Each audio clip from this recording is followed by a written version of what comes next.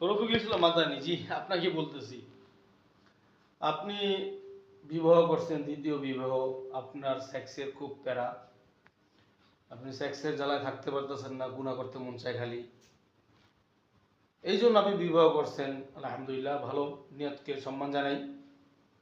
তো এমন সময় আপনি আপনার সেক্সের কথায়, মানে সেক্সের কারণে আপনি টিকতে পারতেছেন না, এই জন্য দ্বিতীয় বিবাহ করছেন।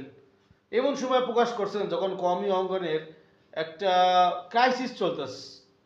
ষড়যন্ত্রকারীরা, যারা কওমি ওলামা ইকরামদের পছন্দ করে না, কওমি ওলামা ইকরামদের জন্য যারা ক্ষমতা আসতে পারে নাই, এমন টাইপের কিছু লোকের যারা আছে, তারা সবসময় অপপ্রচার নিয়ে লেগে আছে। কওমি মাদ্রাসাগুলো কীভাবে বন্ধ করে যায়, কওমি মাদ্রাসা, মহিলা মাদ্রাসাগুলো কেমনে বন্ধ করা যায়। এক কথায় কওমি ওলামা ইকরামদের 19-20 পাইলেই প্রচার করে ছাড়তেছে।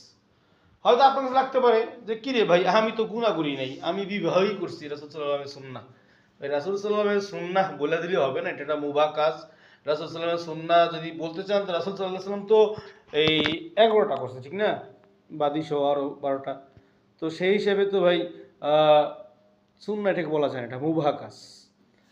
তো রাসূল সাল্লাল্লাহু আলাইহি সাল্লাম সুন্নাহ হিসেবে যদি আপনি বলতে চান, তাহলে দেখেন রাসূল সাল্লাল্লাহু আলাইহি সাল্লাম নিজে 25 বছর বয়সে বিবাহ করছে 40 বছরের একটা বৃদ্ধা মহিলাকে, ঠিক না? মা খাদিজা 40 বছরের একজন বৃদ্ধা ছিলেন। তো আপনি তো এরকম কোনো বয়স্ক মহিলাকে বিবাহ করলেন না, আপনি অল্প বয়সের বিবাহ করছেন। রাসূল সাল্লাল্লাহু আলাইহি সাল্লাম যখন দ্বিতীয় বিয়ের দিকে ধাবিত হয়, তখন তিনার বয়স 50-এর উপরে, 53-এর উপরে। শেষ 10 বছর রাসূল সাল্লাল্লাহু আলাইহি সাল্লাম বিবাহ করছেন, ঠিক না? হিজরতের পরেই তো।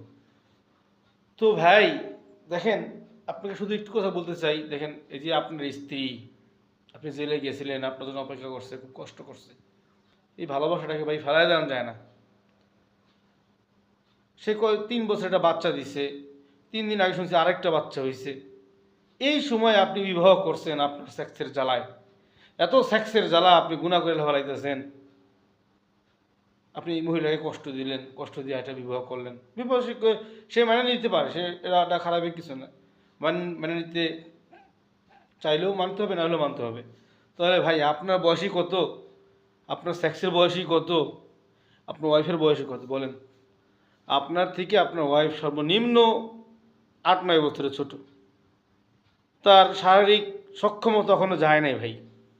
বাংলাদেশের পুরুষরা এত ওই তাগড়া তোজা হয় নাই যে এই টিকতে পারে না। বাংলাদেশের মহিলারা আলহামদুলিল্লাহ যথেষ্ট পরিমাণ, আল্লাহ তাদেরকে এই সক্ষমতা দিছে।